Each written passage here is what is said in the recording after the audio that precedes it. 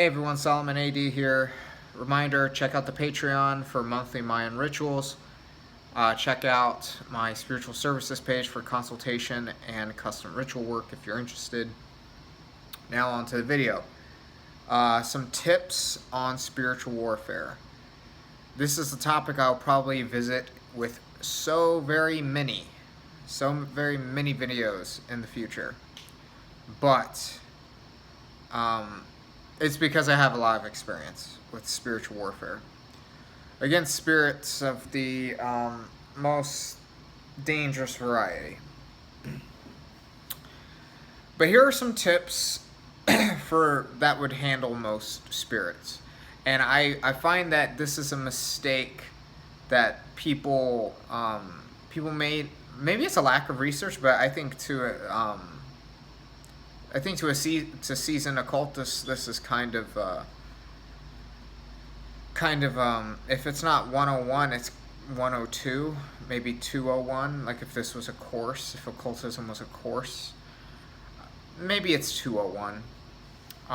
If you know about basic planetary magic, first of all, like astrology with planetary magic, just of the 7 planets, without even talking about astrological signs, there's so many, you can basically find a formula for anything in reality.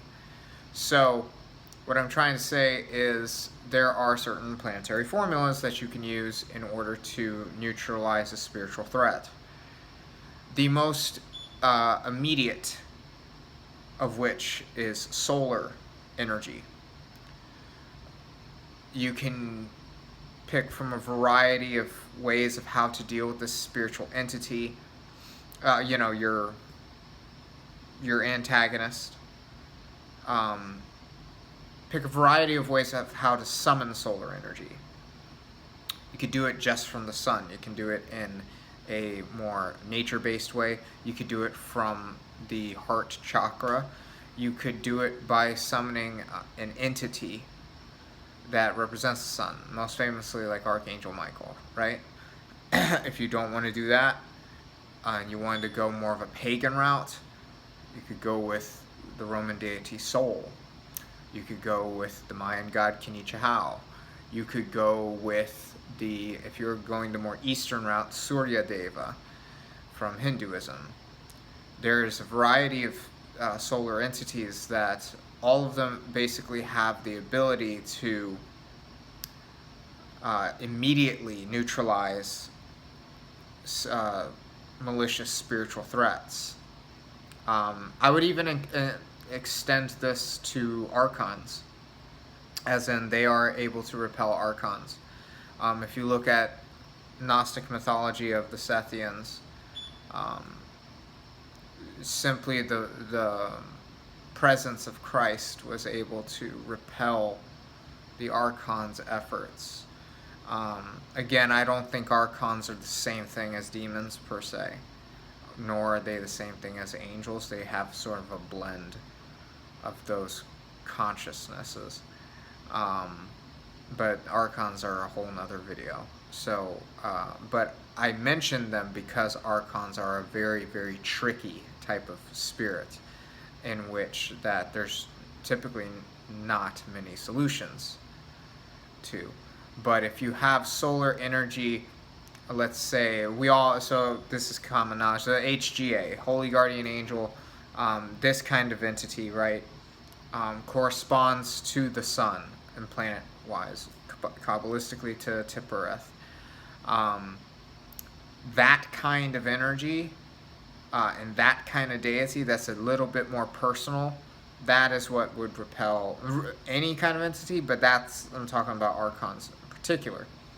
But if you're having some sort of malicious attack from entities, solar power is the way to go. And a good analogy is if you turn on the lights in like a city projects apartment, right?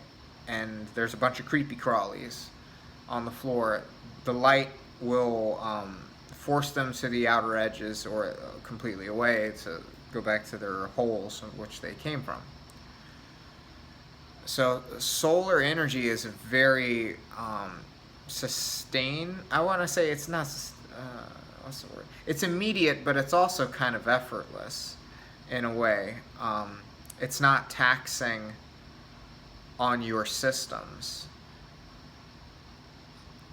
on your energy systems. It is not taxing on you. It's not taxing on your physical systems too. And what I mean by that is because things like Saturnian and Martian energies can be taxing on you. They very much can be taxing on you. But Saturnian and Martian entities, Saturnian and Martian energies and entities in this regard that you would call to your aid, they are the forces that are actually going to stomp out those spiritual threats. Solar energy repels them, but Mars and Saturn are going to defeat them.